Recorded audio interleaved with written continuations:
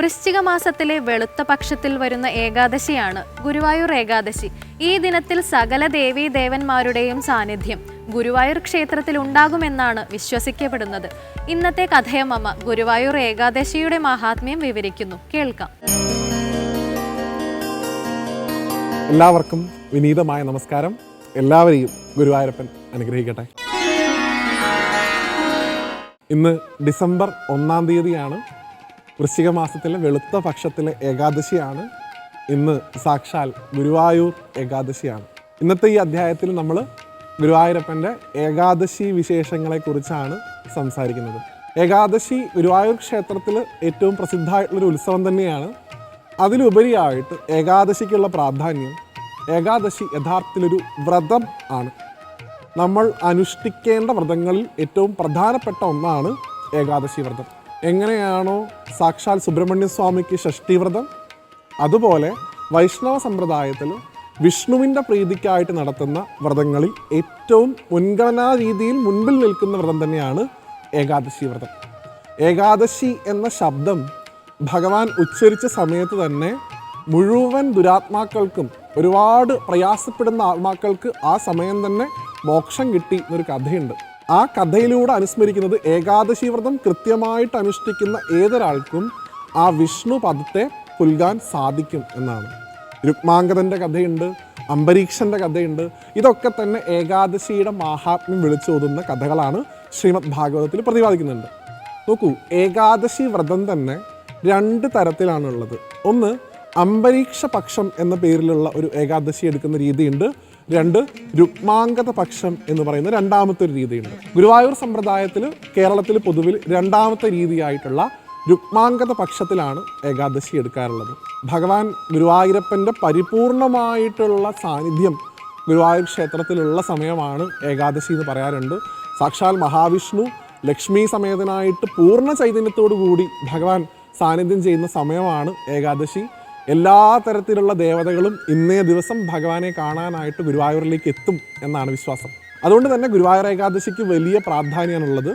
മറ്റ് ഐതിഹ്യ വശങ്ങൾ നോക്കുകയാണെങ്കിൽ ഭഗവാന്റെ പ്രതിഷ്ഠ ഗുരുവും വായുവും ചേർന്ന് സാക്ഷാൽ ശ്രീകൃഷ്ണ പരമാത്മാവ് സ്വന്തം കൈകൊണ്ട് പൂജിച്ചിരുന്ന ആ പാതാളാഞ്ജന ശിലയിലുള്ള വിഗ്രഹം മഹാദേവൻ്റെ കാലുകൾ പതിഞ്ഞ ആ പുണ്യഭൂമിയിൽ പ്രതിഷ്ഠിച്ച ദിവസം ഏകാദശിയാണ് എന്നാണ് വിശ്വാസം. 2, സാക്ഷാൽ ശ്രീകൃഷ്ണ പരമാത്മാവ് യുദ്ധത്തിൽ തളർന്നിരിക്കുന്ന അർജുനന് ഉപദേശം എന്ന രീതിയിൽ ഈ ലോകത്തിന് മുഴുവൻ വെളിച്ചമായി ആ പരമഗീതാമൃതം പകർന്നു കൊടുത്ത ദിവസവും ഏകാദശി ദിവസം ആണ് എന്നാണ് വിശ്വാസം. അതുകൊണ്ട് തന്നെ ഏകാദശി ഗീതാദിനം കൂടിയാണ്. ഇങ്ങനെയുള്ള നിരവധിയായിട്ടുള്ള പ്രാധാന്യങ്ങളുണ്ട്. ഗുരുവായൂർ ക്ഷേത്രത്തെ സംബന്ധിച്ച് നോക്കുകയാണെങ്കിൽ ദശമി ദിവസം രാവിലെ തുറക്കുന്ന ഗുരുവായൂരപ്പൻ്റെ നട, ദശമി ദിവസം മുഴുവൻ ദർശനം, ഏകാദശി ദിവസം മുഴുവൻ ദർശനം, ദ്വാദശി ദിവസം 9 മണിവരെയും ദർശനം. ഏതാണ്ട് 56 മണിക്കൂർ ഗുരുവായൂരപ്പൻ്റെ നട ഇങ്ങനെ തുറന്നിരിക്കുന്ന സമയമാണ് ഗുരുവായൂർ ഏകാദശി കാലം. മറ്റ് പൂജകൾക്കായിട്ട് അടയ്ക്കുക എന്നുള്ളതല്ലാതെ മറ്റൊരു തരത്തിലും ഭഗവാന്റെ നട ഗുരുവായൂർ ഏകാദശി കാലത്ത് അടയ്ക്കാറില്ല. 1 മാസം നീണ്ടു നിൽക്കുന്ന ഏകാദശി വിളക്കുകളുടെ അവസാനവും ഗുരുവായൂർ ഏകാദശി ദിവസമാണ്. ഇന്നേ ദിവസം ഭഗവാന്റെ കാരുണ്യം കൊണ്ട് ഭഗവാന് കഴിഞ്ഞ വർഷം നടക്കാതെ പോയ ഒരു ഉദയാസ്തമയ പൂജ ഇന്നേ ദിവസം ഭഗവാന് ഗുരുവായൂർ നടക്കുകയും ചെയ്തു. അതിൻ്റെ സന്തോഷവും നമുക്കുണ്ട്. ഇനി ഭഗവാന്റെ ഭക്തരുടെ രീതി പറയുകയാണെങ്കിൽ, ഭക്തരാണ് ഏകാദശി എടുക്കുന്നത്.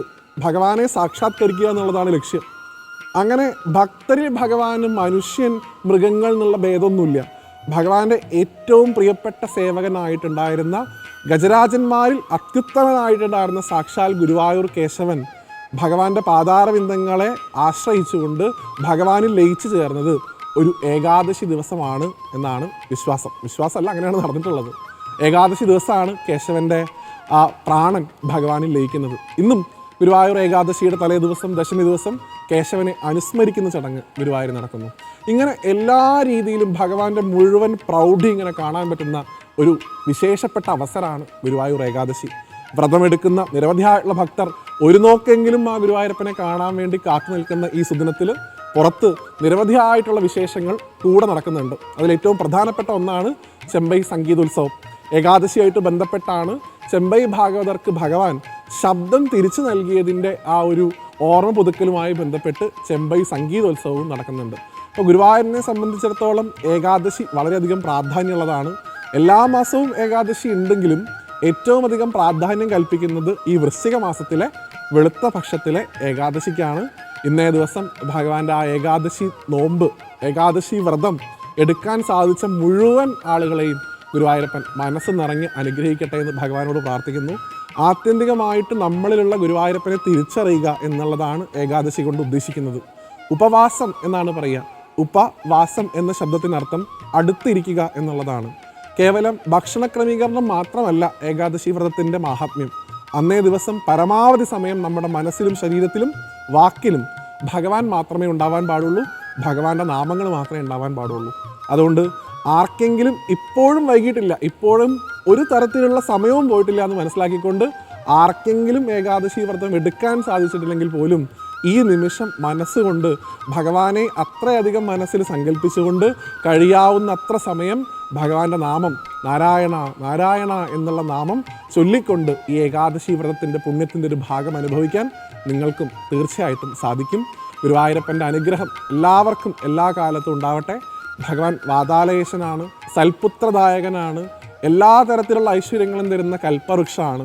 അങ്ങനെയുള്ള ഭഗവാന്റെ ഏറ്റവും വിശേഷപ്പെട്ട ഈ ഗുരുവായൂർ ഏകാദശി ദിവസം, ഗുരുവായൂർ ഏകാദശിയെക്കുറിച്ച് ഗുരുവായൂരപ്പനെ തന്നെ ഏറ്റവും പ്രിയപ്പെട്ട ഭക്തരായിട്ടുള്ള നിങ്ങളോട് സംസാരിക്കാൻ ഭാഗ്യം തന്ന ഗുരുവായൂരപ്പനെ സാഷ്ടാംഗം നമസ്കരിച്ചുകൊണ്ട് ഇന്നേ ദിവസം വിടവാങ്ങുന്നു. എല്ലാവരെയും ഗുരുവായൂരപ്പൻ അനുഗ്രഹിക്കട്ടെ. ഒരിക്കൽ കൂടി എല്ലാവർക്കും ഏകാദശി ആശംസകൾ.